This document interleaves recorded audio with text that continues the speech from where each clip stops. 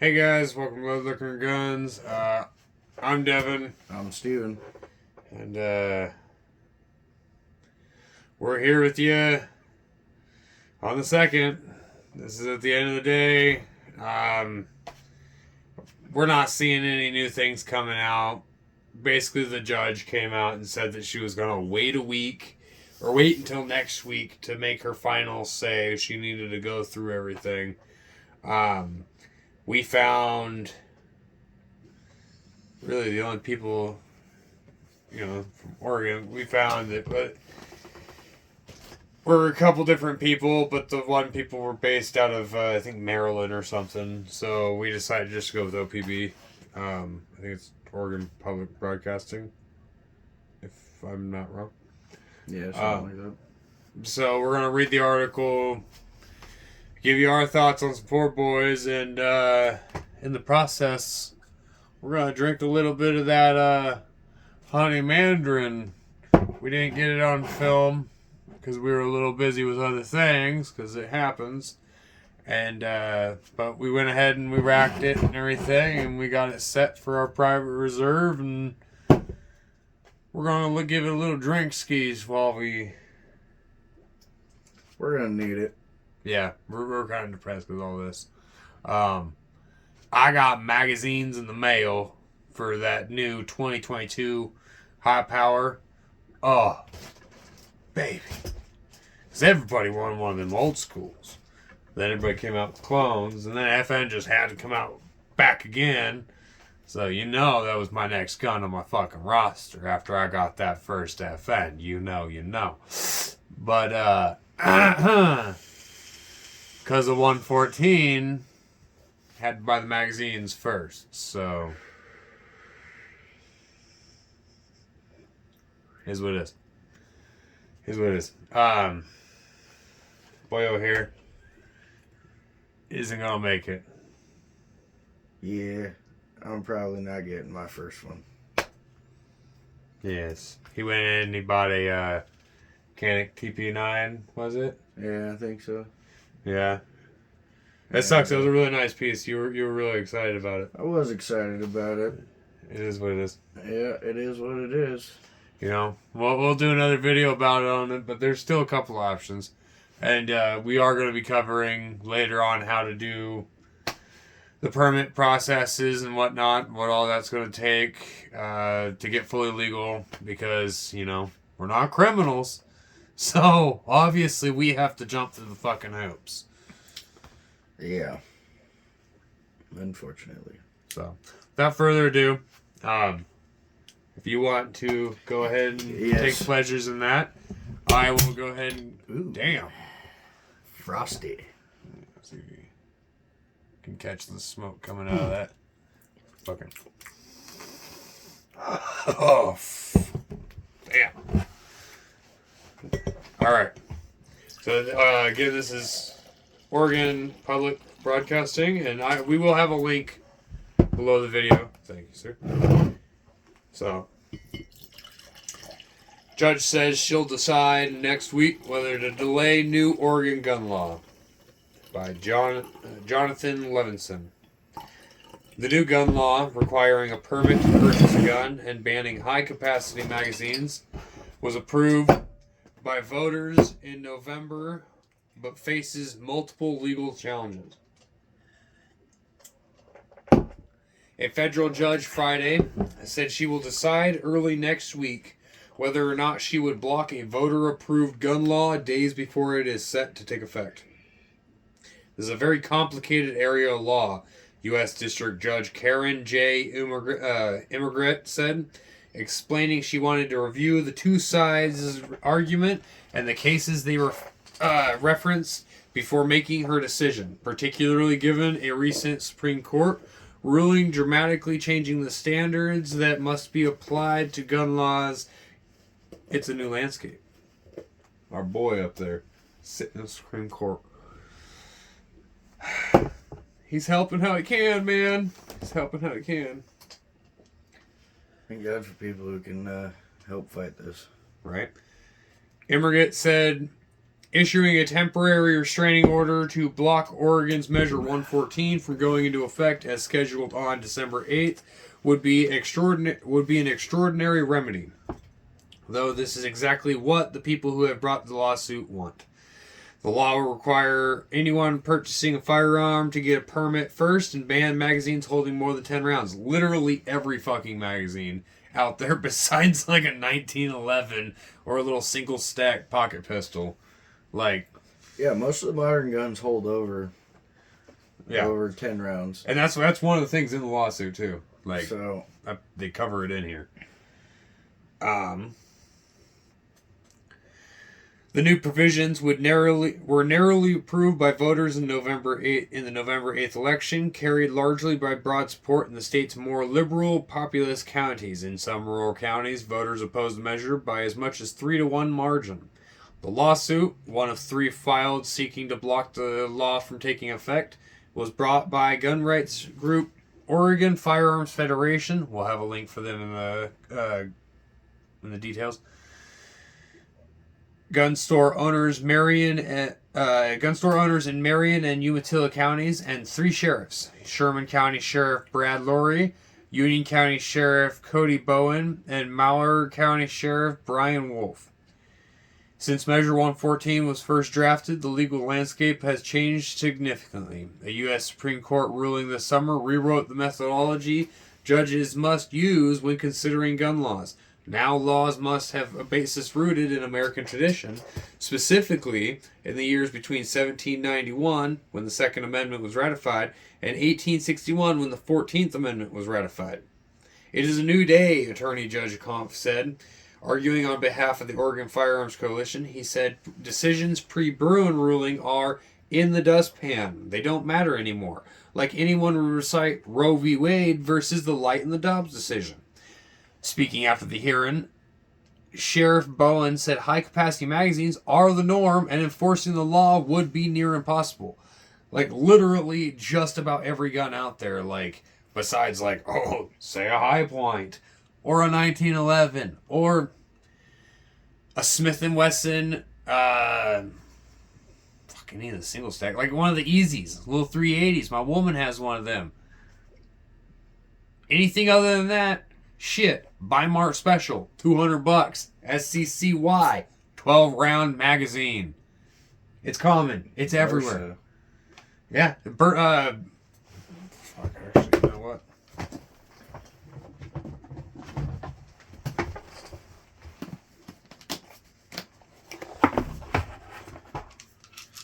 So this is a Bursa Combat Plus.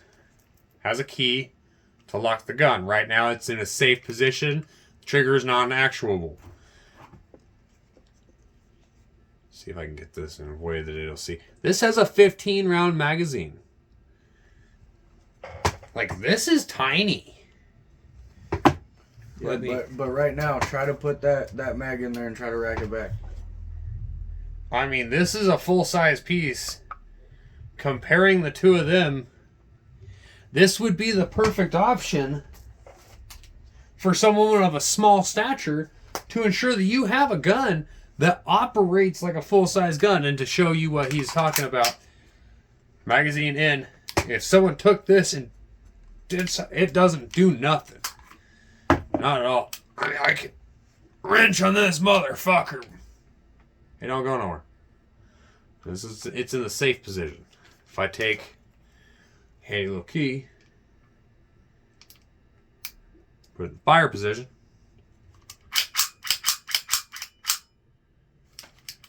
has a magazine safety. So hammer on drop. Like, I'll even right side a couple times. Nothing.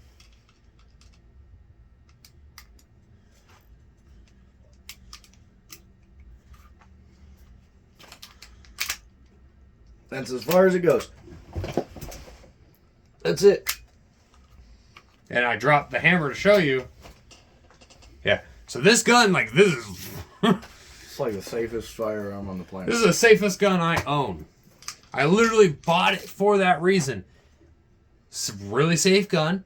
15-round magazine in a very tiny round. No longer legal for you to go. So you can get the gun, but you can no longer get the whole reason that you bought the gun, other than the lock. It's because the other version has 8 rounds. You're going to tell me that the difference between the 2 versions is 2 rounds. That don't make no sense. Don't make no sense at all.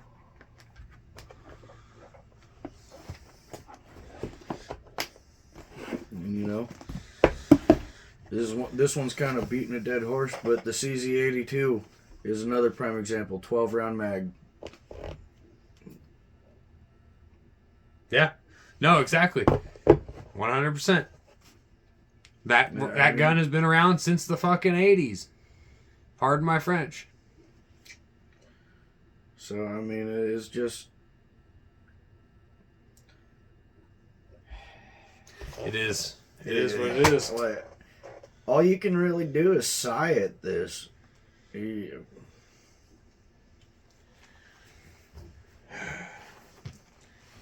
Continuing. Every gun that you come across nowadays holds more than 10 rounds, he said, echoing the arguments lawyers made in court that most handguns and rifles in use today hold more than 10 rounds. It's common, and it's out there.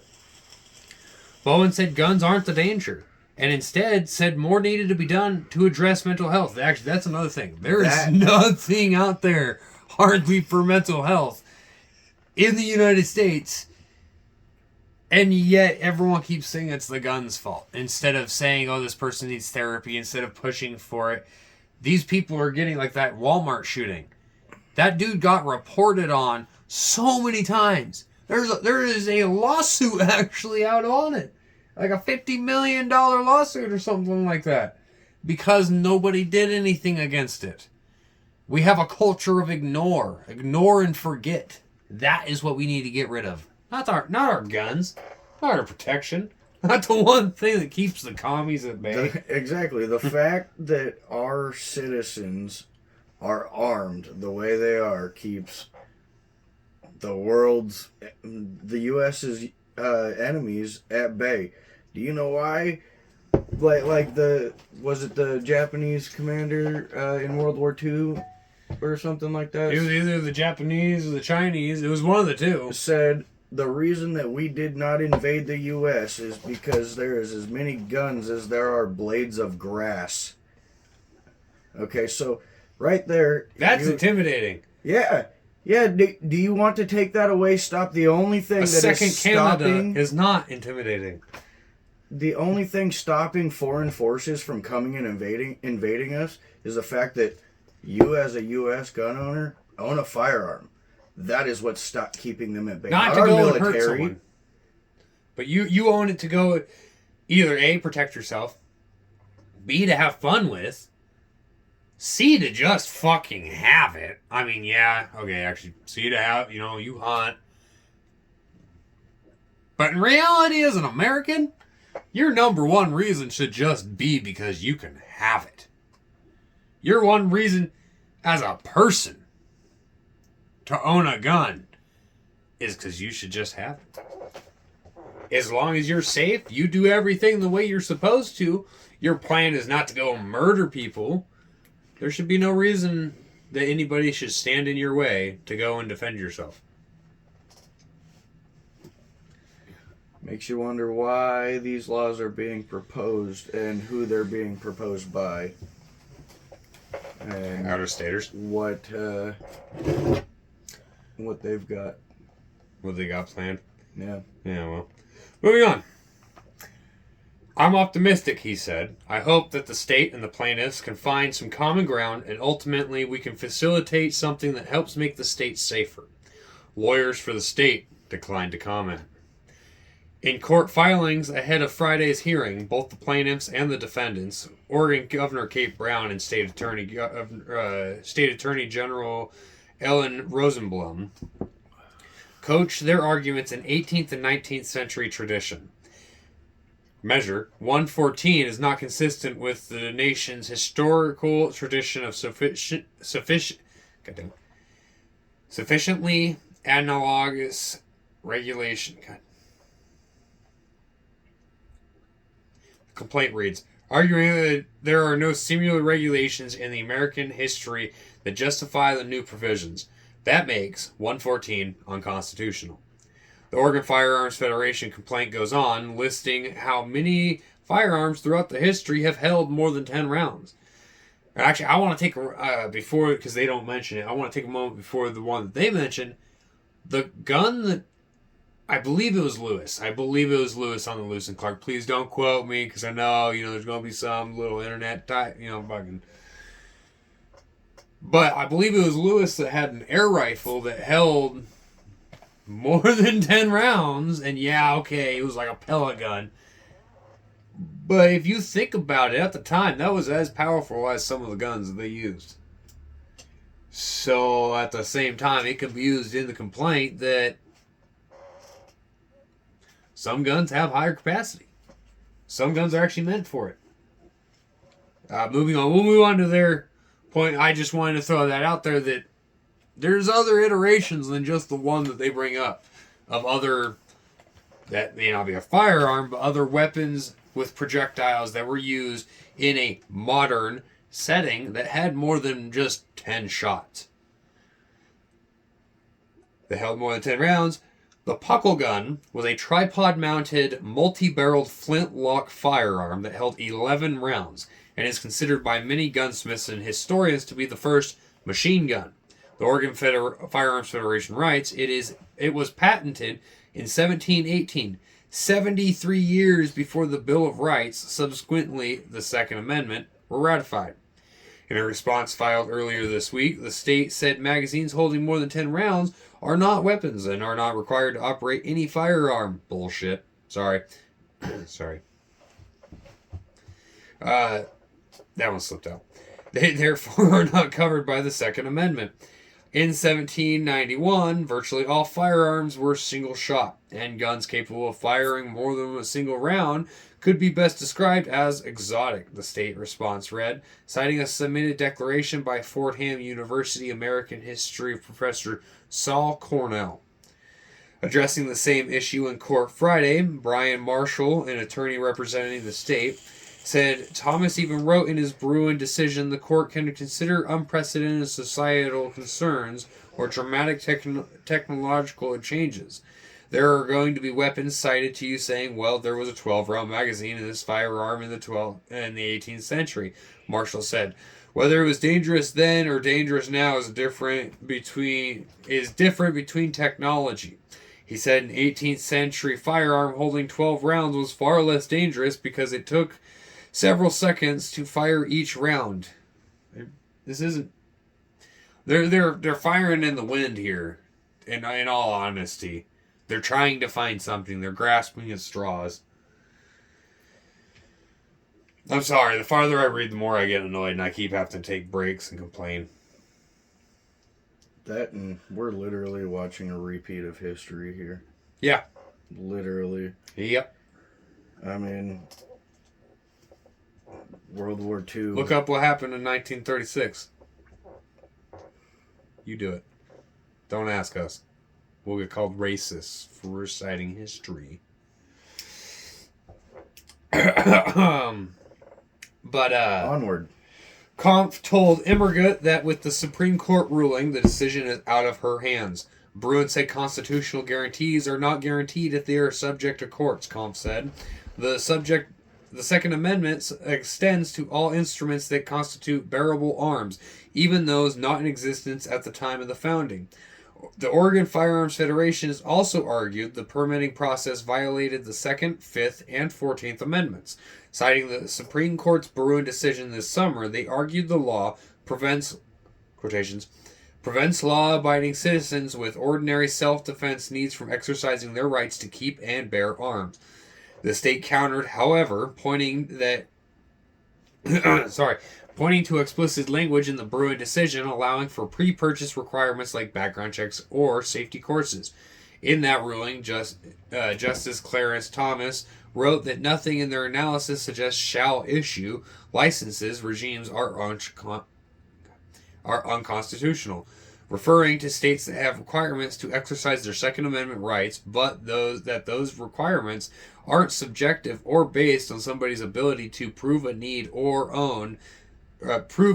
to carry or own a firearm. Rather, it appears that these shall issue regimes, which often require applicants to undergo a background check or pass a firearm safety course, are designed to ensure only that those bearing arms in the jurisdiction are, in fact, law-abiding, responsible citizens, Thomas wrote. Towards the end of the hearing, Marshall told the judges the state would be ready to issue permits on December 8th, prompting a skeptical audience to erupt in laughter. I wonder why. Yeah. Soon after the hearing ended, the Oregon State Police put out a statement reiterating that Measure 114 will become law on December 8th and saying that applications will be available for download on the state police website that day. The state's background check system has experienced unprecedented volumes of firearms transactions never seen before in the program's 26-year history, the statement said. The number of background checks being processed has led to a longer than usual backlog and delay of firearms sales, a concern for stores and customers. OSP said people whose background checks aren't completed by midnight on December 8th or December 7th, will need a permit to complete their purchase. To avoid being saddled with firearms they can't transfer to purchasers. Which means if you've purchased a firearm before that date, if you put money down on it and already purchased it and you're waiting for your background check, that means that you now have to go through just to be legal to own the firearm that you already paid for before the date that the law went into effect. That you were already getting a background check for. That you were already getting a background check for. You have to get another background check to make sure that you can get said permit. And then continue to pay for. Well, they haven't even come out with how much it all costs and everything. And there is only 2 paragraphs left, so I will finish up. We will get this, and we will finish up this afterwards a little bit. But they haven't said how much it's going to all cost.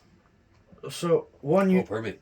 It's $65 for the permit, but no one knows how much the training is going to cost. If it's going to cost anything, they just haven't said anything about it. I will finish this, and then we will. Yeah. I was at... To avoid being saddled with firearms they can't transfer to purchasers, many dealers in the state have started releasing purchased firearms after the legally mandated 3 days, regardless of whether or not the background check has been completed. A loophole provisions of Measure 114 are intended to close. Immigrant said she expected to rule on Monday or Tuesday as to whether to issue a temporary restraining order. Regardless of what she decides, a more involved hearing is still expected on the plaintiff's request for a preliminary injunction to block the law from being implemented until a final ruling on the law's constitutionality. Yeah, so here you are. You were what, 14,000 when you first started? No, okay. So when I went in and purchased my Canic, or I've heard people call it Janik, other people, I don't care. I purchased a 9mm, and I was 15,563 or some shit like that. Okay, and the last time you called? And then a week later? And then I called a week later, and I was 16,500 and something in line. Called again to find out that I was 18,000 in line. And so I was actually at Cabela's the other day, and I didn't know this, but I found out that people with a concealed carry license, if you go in to get a firearm and you don't go through instantly, you get bumped ahead of everybody. So think about this whole little picture right here. We have a brand new gun owner, and then you had flocks of people with concealed weapons license who had multiple guns who said, I need to buy a new gun. I need a new one before this goes. Were at no fault. Absolutely no fault. They go buy a new gun. But think about how the system is set up. So they go blocked me from... And this new gun owner gets pushed back so far in the line that he then gets a call from the shop saying, hey, why don't you just come get a refund? Because at this point, you're not going to get the gun. My wife was buying a shotgun from a pawn shop. And she goes in, she gets the background check and everything, and she probably is not going to get the shotgun. It's a little 12 She's gauge. farther back in line than I am, and she purchased her firearm before I did. 2 days. She purchased it 2 days before he bought his. So it's frustrating trying to be able to defend your family. Like, hell, we're all about to go cowboy days. Black powder it is. You know, you want to play games. We're going to play some old school games there, bud. You're going to see some old school tricked out with modernized gear. You want to see some messed up stuff? I'm going to put an ACOG on a flintlock. You want to come knocking? You tell me I can't own nothing but that? Guess what? Smooth bore. I'm actually going to kill my neighbor. Guess what? We're going to have to make new laws. Like, quickly. Yeah, quickly. We lived a little too closely for them old school guns, but, you know, that's what they want. What they want. I'll pop a can at my front door. Damn right. Damn right.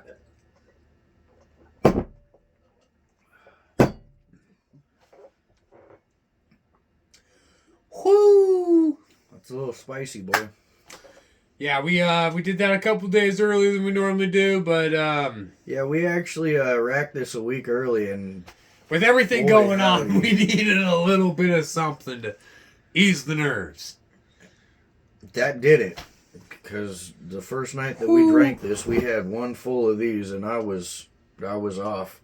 I was off to the races, y'all. I'm about a head taller than he is, so I was doing nice, good, all right. Besides my back, but it put his dick in the dirt. I was having some problems the next day. Yes. But you know what? It's tasty, it's worth it, and it's delicious. It just damn right it is. It hits the spot. Oof. Well, at least we had something to bring us out of the bad mood that hearing all that put us in. You sadly probably do not. I'd recommend going and getting something. As long as you're over 21. Yeah, we're all about safety on the channel. Do things safely. Don't put yourself or anybody else in danger. Till we catch you next time. This has been Leather&Liquor&Guns. I'm Devin. I'm Steven. We hear anything else, we'll let you guys know. See you guys later. Take it easy.